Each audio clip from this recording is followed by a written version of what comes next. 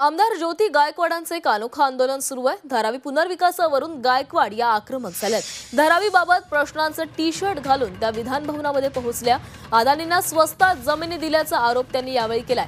काँग्रेसच्या आमदार डॉक्टर ज्योती गायकवाड यांनी धारावीच्या मुद्द्यावरून विधान भवनात टी शर्ट घालून आंदोलन केलं।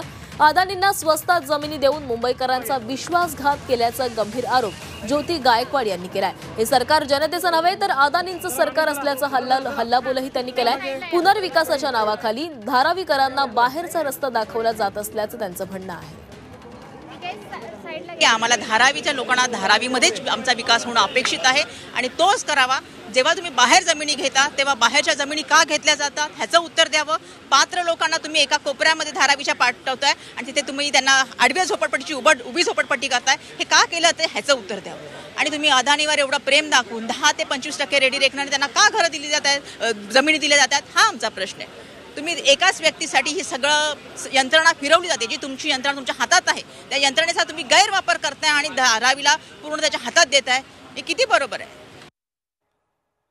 तर धारावीबाबत प्रश्नांचं टी शर्ट घालून ज्योती गायकवाड यांनी हे अनोखं आंदोलन केलेलं आहे। त्या टी शर्ट घालून विधान भवनामध्ये पोहोचल्या आणि अदानींना स्वस्तात जमिनी दिल्या जात असल्याचा आरोप त्यांच्याकडून करण्यात आला आहे।